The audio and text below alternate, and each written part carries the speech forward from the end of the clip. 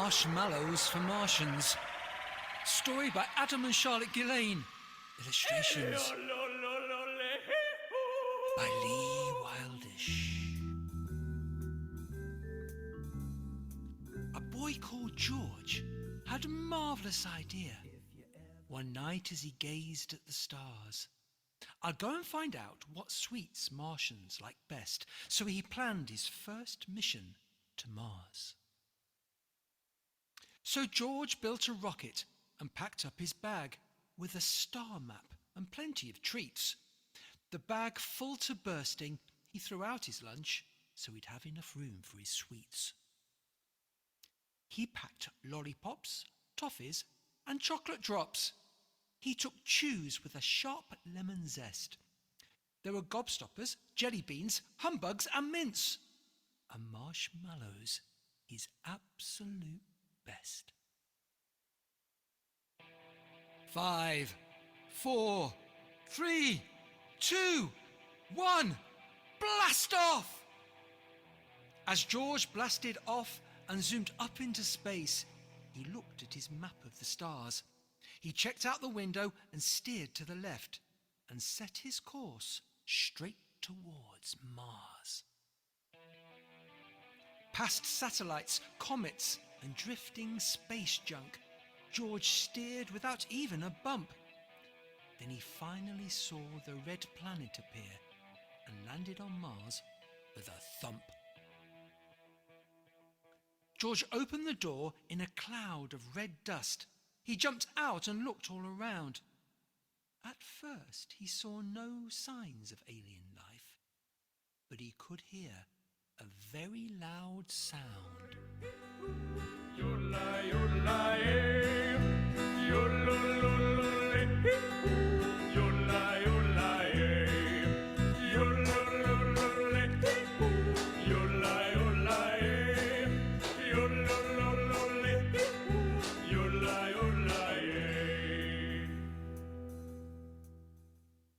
George followed the noise to the top of a rock and peered down on an alien parade.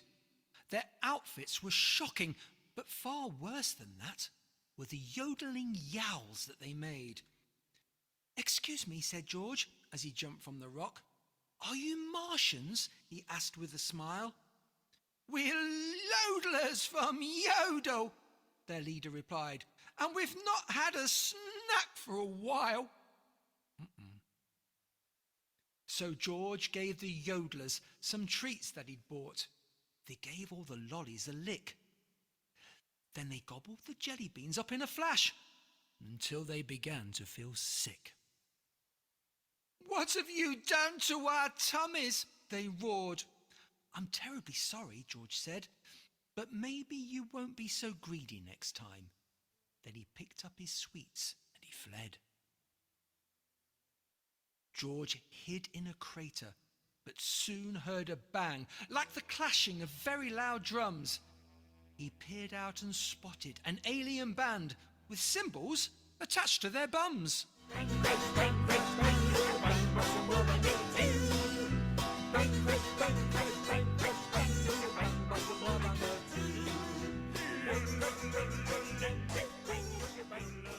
"Are you Martians?" called George, running up with a grin. "No, we're bangbots from Wah Banger 2.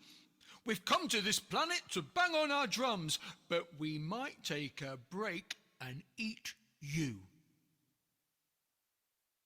"You don't want to eat me," said George with a gulp.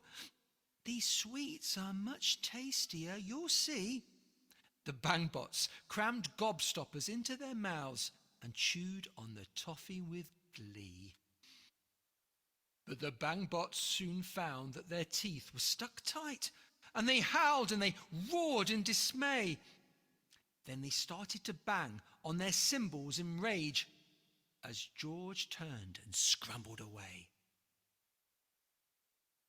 His sweets almost gone, George slumped to the ground. "I give up. The Martians have gone. There are too many visitors making a noise." But just then George heard a sweet song.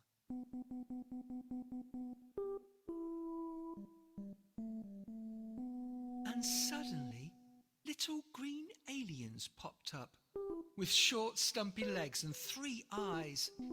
They stomped towards George looking grumpy and glum, and they moaned and they wailed with great sighs. "Are you Martians?" gasped George. "Yes, we are," they replied, "and we're fed up with alien musicians.